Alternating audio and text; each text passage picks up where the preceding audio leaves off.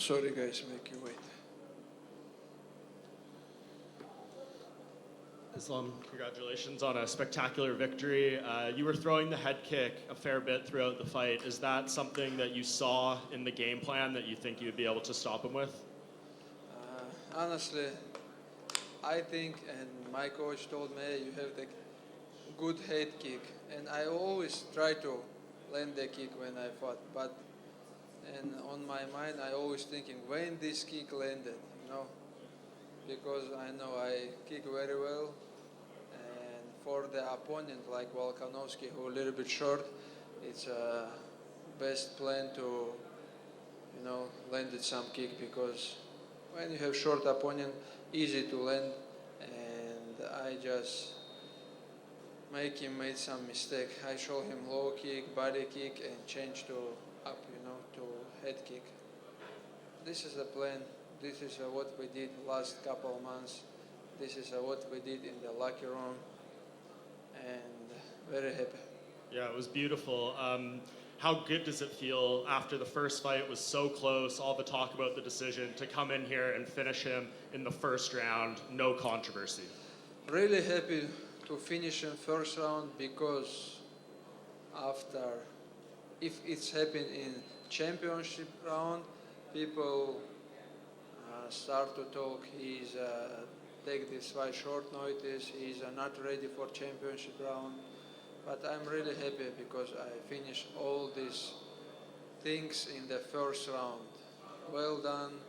All this story with Volkanovski is finished right now. And I know a lot of people maybe think of you as a grappler first, but to come out here and finish it with a knockout in the first round, do you feel like this proves you are the best fighter in the world right now? Of course. Some people underestimated my striking, but I show, in the first fight, I showed the people my striking. And I think now people will respect my striking, and I just show I am not just wrestler, grappler, or striker, and I know I'm a best fighter, best MMA fighter in the world. And Dana White was in here. He got asked about what should be next for you. He said he likes the idea of Charles Oliveira. He didn't say it was 100%, but he feels like that's the fight that probably needs to be run back. Do you agree that's next? It's not my job. It's Dana. Dana have to work on this, and I just will sign the contract. Just send me the name. But my opinion, I feel like already I have two opponents. Charles, okay, I will beat Charles. Who is gonna be next? Gagey, he will wait, but I don't think it's a good idea. But it is what it is.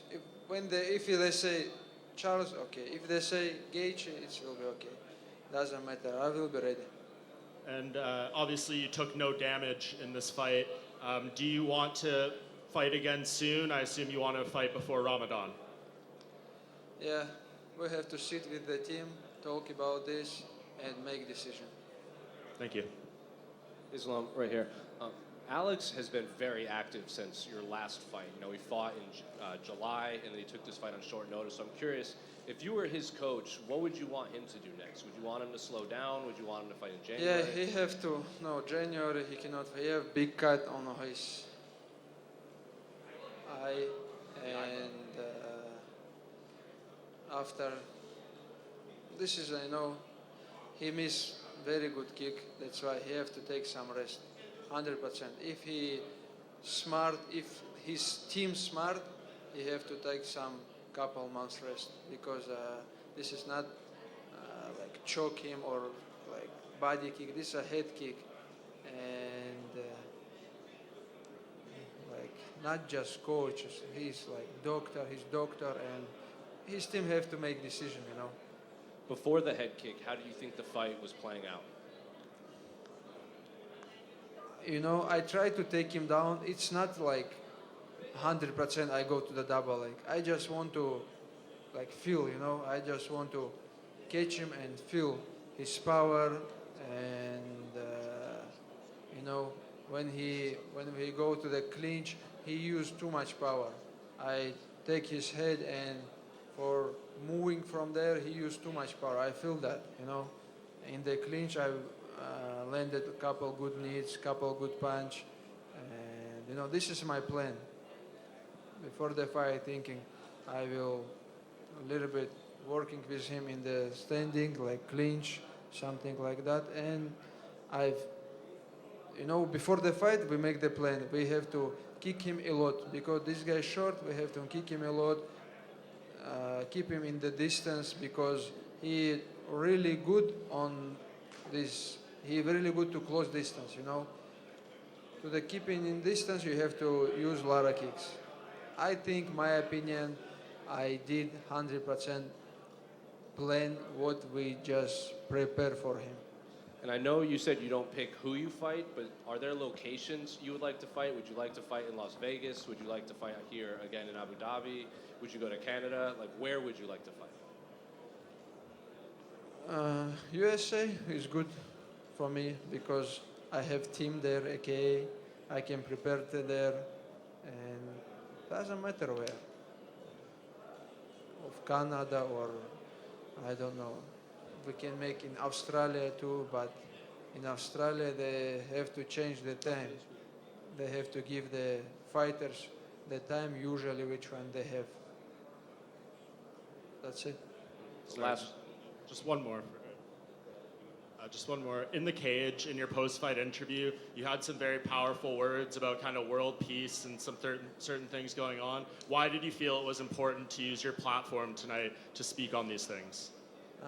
You know, first of all, because all my, like last month, all my camp, I watched the video, I watched the story about the situation, what happened in the Palestine and Sector Gaza, and make me very sad, you know, because the people in the Palestine or Sector Gaza, they don't have nothing. They close them and attack them every day. They not kill some terrorists or some like people. They kill the kids, old people, you know. This is a crazy what happened now in the Sector Gaza and Palestine. And just, I want to send the message. Stand with Palestine, we with you, and that's it. One more in the front right here. Usman Nurmagomedov obviously had a big win not too long ago in Bellator. If Bellator ceases to exist, and would you like to see Usman in the UFC? Yeah, I think he's a high-level fighter, you know. He's very smart, and he really know his job, you know. He's very good on the striking, how he move, how he control the distance. He's very good, and I think he will be in the top in the UFC. Of course, he not come to take my belt.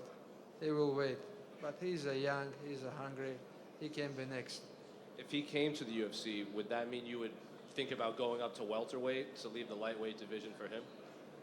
Yeah, you know, he have to finish his job in Bellator, and when he come to UFC,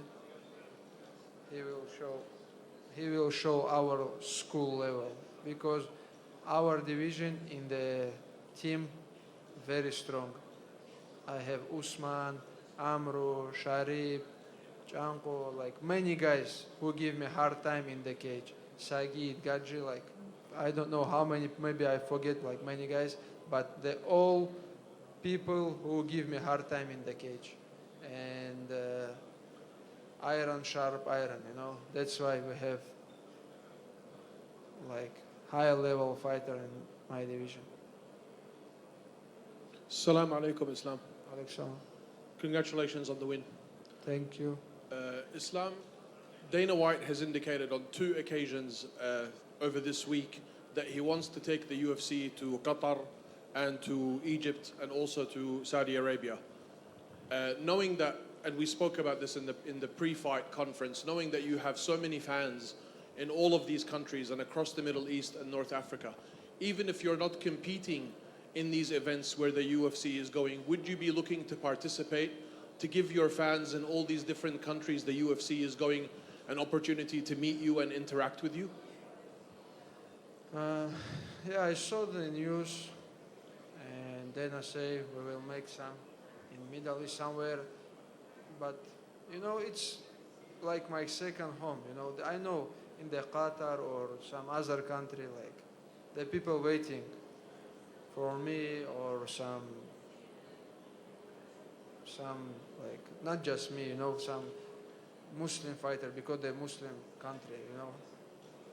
If they make the event there, I just will be happy to fight there because when arena support you, it's a good energy always.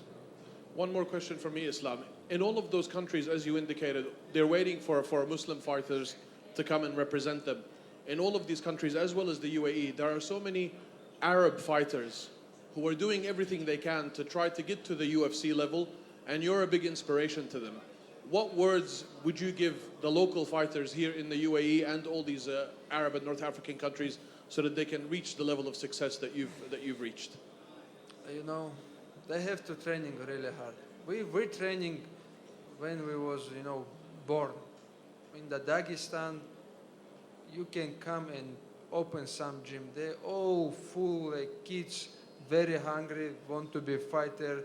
Before they all training wrestling, but now it's crazy. They changed to MMA. Everybody want to be MMA fighters. And I think it's new generation is from Dagestan. It's gonna be high level. I think now it's my opinion. Just send the people to our gym, to our Republic Dagestan. Leave them like 5, 6, 1 year. If they want to be champion, if they want to be like high level fighter, they have to spend time there. They have to live in the gym, and or bring here some coaches, some team, because I told iron, sharp iron. They have to training with some good opponents always. Thank you, Islam, and congratulations again. Thank you so much. Islam, over here. Salam. You mentioned how you feel Charles maybe, you'll fight anyone, but Charles maybe not a good idea. If that was the fight, would it be hard for you to be motivated considering, like with Volkanovski, first fight was close. Oliveira, you finished him the first fight. When you have rematch, it's like same. When you exactly same opponent, you training like you did the same camp, not make you happy. We're training last couple months for the same opponent, and I told the interview, like, when they make the interview in Dubai, I told them, hey, I have the same feeling. Last year, I was here in the same gym, same team, but when you prepare for some new opponents, it's different, and you become good fighter when you be training for other opponent, because every other opponent have something more, something different. But when you training for same opponent, it's like you stay in one level, And do you see a rematch with Charles going any different? Do you feel like he would pose something? It's not gonna be different. I will show him and I will feel him the hard time. He will give up and I will choke him or finish him. Thank you. Слава, ассаламу алейкум. Александр. Поздравляю с победой. Спасибо. Вопрос. Я на пресс-конференции спросил у Александра Волкановски, осознает ли он, что будет драться с другим исламом. А ты, когда с ним дрался, осознавал, что это другой волк? Это волк, который на 10-дневном уведомлении? Или же у него моща такая же, как когда он проходил полный лагерь? I asked Volkanovski at the press conference on Wednesday whether or not he knows that he's going to be fighting with a different, stronger Islam Makhachev. What about you? When you fought him this time, did you feel like you were fighting a different Volk? Did he have different type of power, or was his power the same as Volk on full training camp? Пора время уже, пришло время говорить. После первый бой был очень таким конкурентным, и из-за этого я не хотел как это говорить, что это не было там отмазкой, чтобы мне там не приписывали, что я после победы отмазываюсь. В Австралии было очень много всего, что мне не подходило. Мы готовились под Оливейру очень долго, 4 месяца. Потом я вышел с клетки и начал новую подготовку к Волкановскому. Просто организм очень тяжело вывозил этот тренинг. Мы готовились очень тяжело. Я ездил зимой в горах, готовился. Потом я сразу поехал в Австралию за 20 дней. Акклиматизация была очень тяжелая. И то, что они сделали турнир рано утром, я не хочу говорить, сколько там килограммов, но UFC сами мне говорили, сколько я весил и сколько Волконовский весил. Я не смог восстановиться, я не смог себя показать. Я вот пришел на арену, и у меня было чувство, что бой будет тяжелым. Я настраивался тогда на тяжелый бой. Почему? Потому что я не успел просто-напросто восстановиться. А здесь кто-то скажет сейчас, там Волконовский пришел на коротком уведомлении. Но короткое уведомление — это когда ты в 3-м, 4-м, 5-м раунде устаешь. Но здесь не было такой возможности. У него было очень много сил. Когда мы в клинч зацепились, я очень хорошо закинул руки ему на шею, но он своей мощью просто раздавил клинч и соединил захват на корпусе. You know, to be honest, maybe this is time now that I should say it. I didn't want to say it before, but there was a lot of things in Australia that weren't okay. I wasn't okay with a lot of things. There were a lot of things that didn't go the way that I wanted them to go.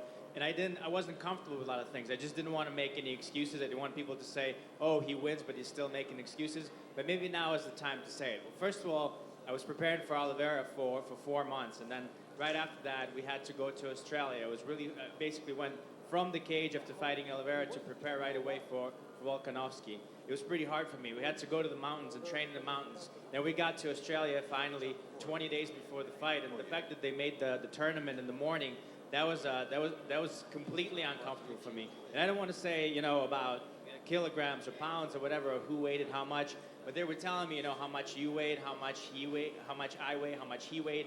So the weight was, you know, different. It's just there wasn't enough time for me to recover the proper way because of the way that they had that fight going so early.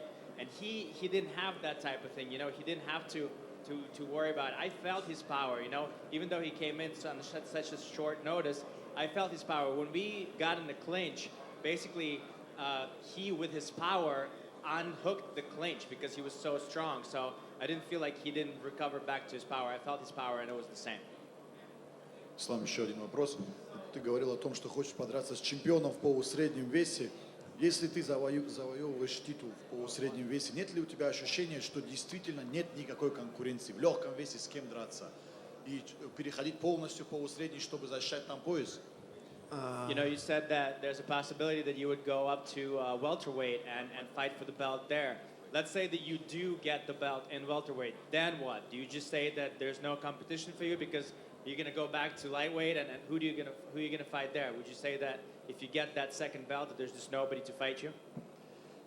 Знаешь, я так думаю, что в моем весе все уже, как правильно сказать, перебили друг друга, сбитые летчики все. Каждый кого-то выигрывал. У Чарльза поражение, у Гейджа поражение, там опять Парье кого-то выиграет, он станет претендентом, тоже после идет поражение. Какая-то такая неразбериха.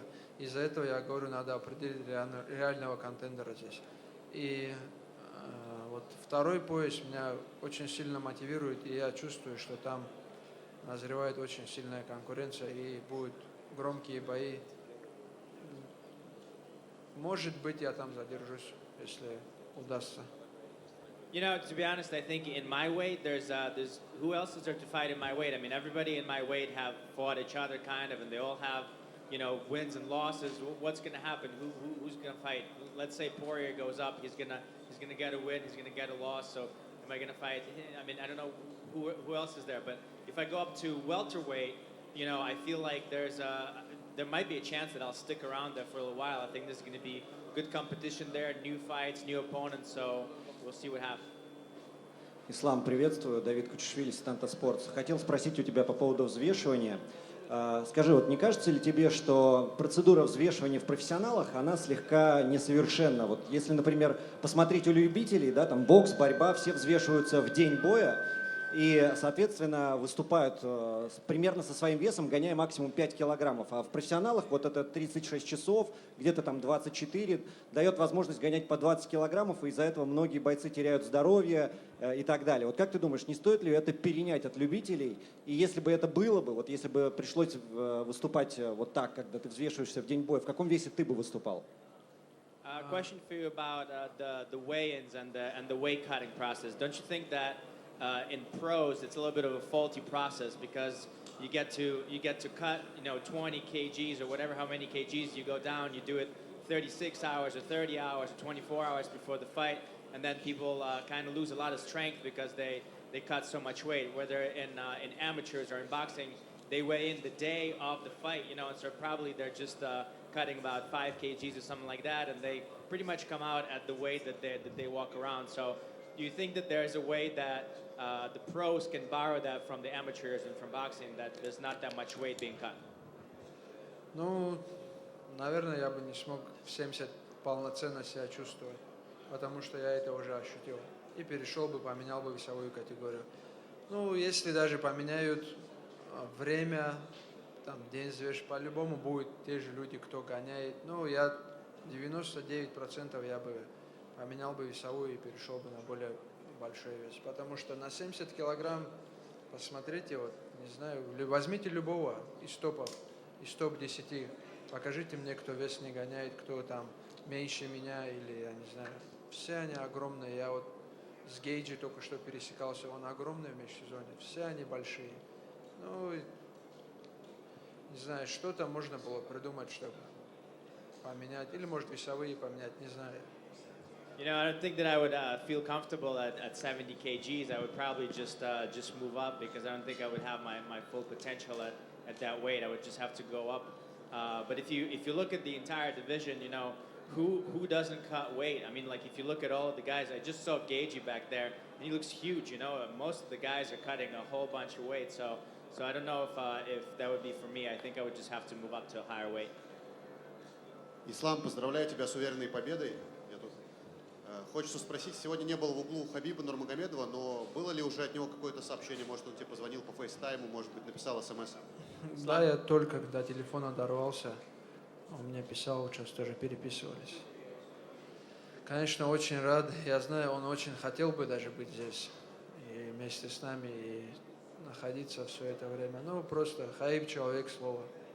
И в любом случае большая, огромная благодарность, что он был на моем тренировочном кемпе, что он целый месяц с нами здесь тренировался и помогал мне готовиться. The question was, congratulations with the victory, and Khabib wasn't here today. Would you think it would be nice to have him there? And have you heard from him? And has he said anything? Has he sent you a message yet? And the answer is yes. The second I got my phone, I had a message from Khabib, and just now we're also texting to each other. And he's a man of his word. If he said he's not going to be here, he's not going to be here. But I'm really thankful to him that he was here. He was here for an entire month. He was training with us, so that already means a lot to me. Ислам, а если не секрет, как вот выглядела переписка? Он написал там «Вау» или наоборот как-то очень спокойно сказал просто «Поздравляю тебя с победой». Islam, if it's not a secret, what did he say to you? Was it like wow, or did he just say something like congratulations on the victory? Но мы еще долго не успели попереписываться.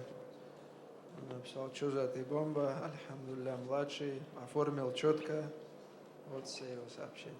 We didn't have too much time to text each other, but he said you're the bomb and you're great. Congratulations, little one, and what последнее что было? Красавчик. Good job and alhamdulillah. После боя ты подошел к Алексу, обнял его и что-то стал ему говорить. Тоже расскажи, что. Я выразил свое уважение этому человеку. Честно, я уже говорил, много же людей могли поменяться в конце. Там много людей хотели этого шанса.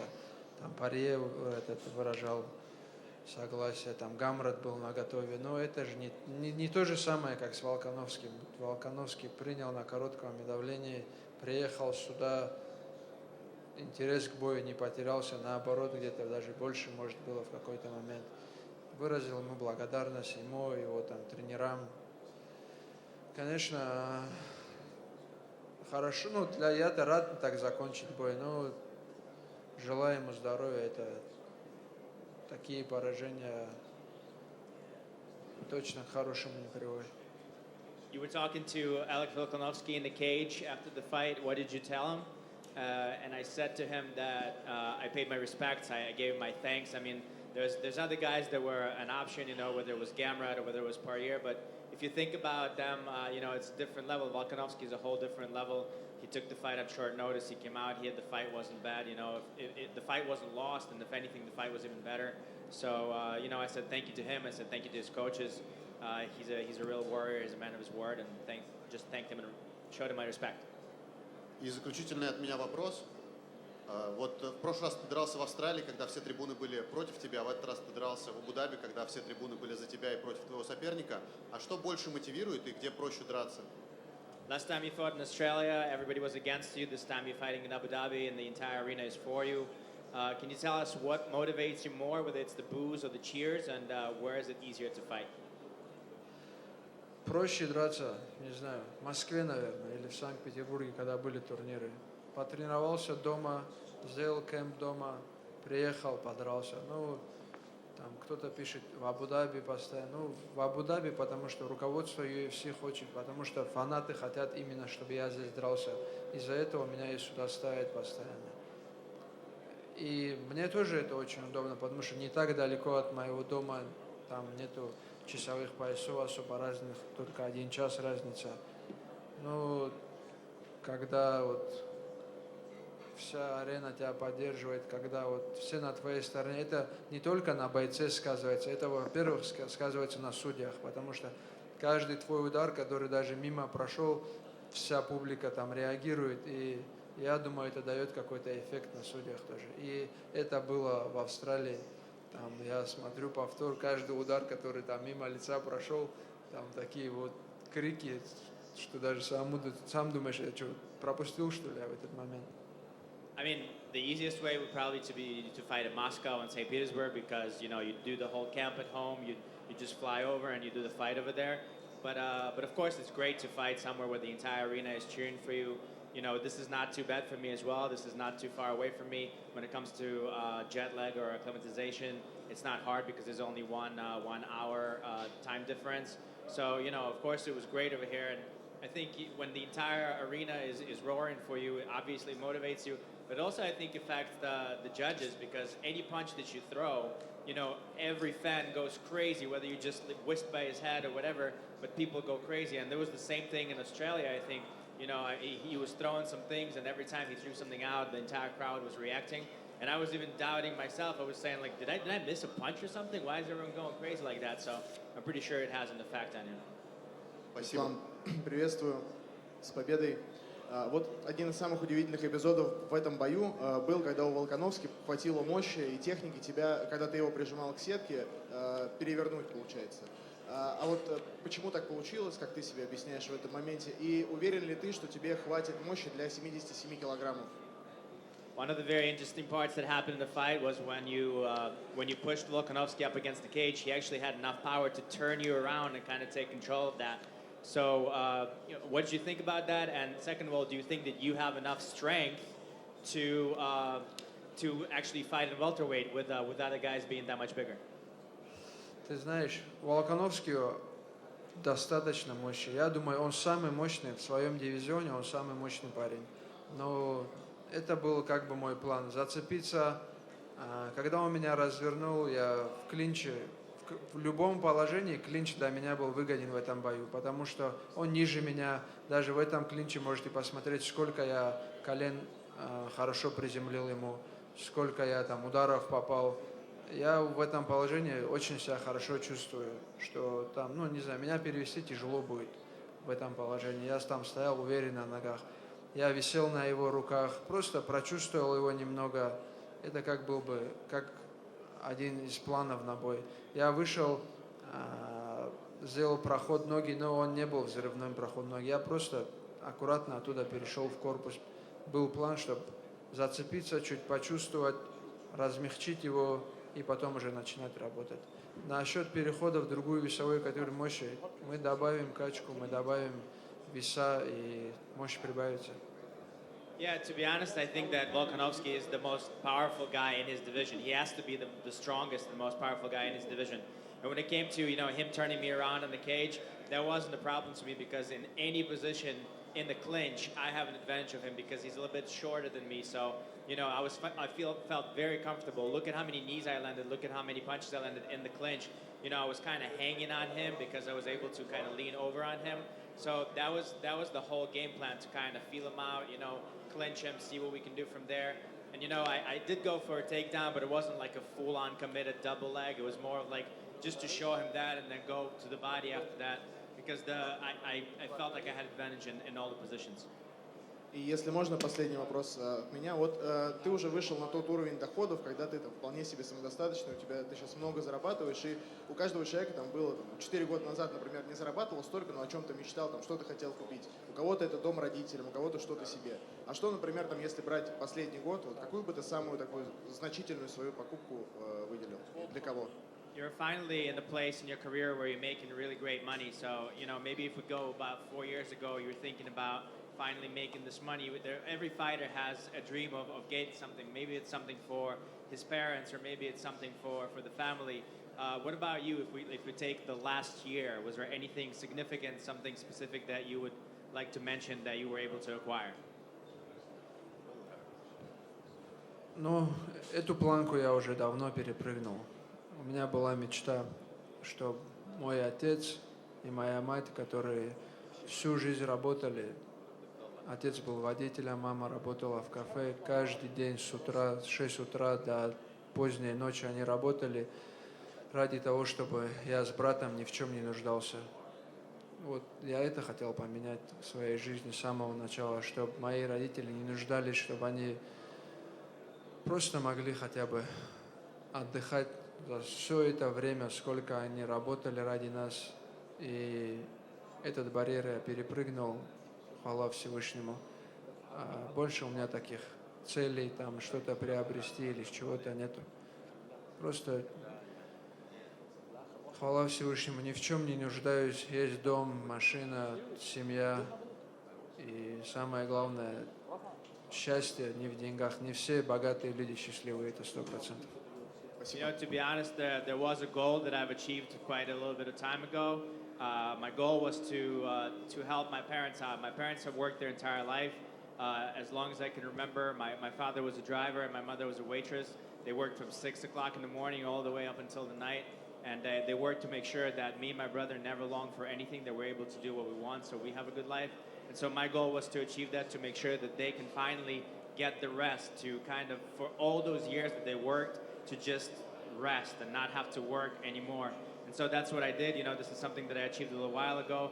And to be honest, thank God for everything, because I don't need anything in my life. I have a house, I have a car, I have a wonderful family. So, everything's great, everything thanks to God. And, it's not like I want to buy something or if I need something specific.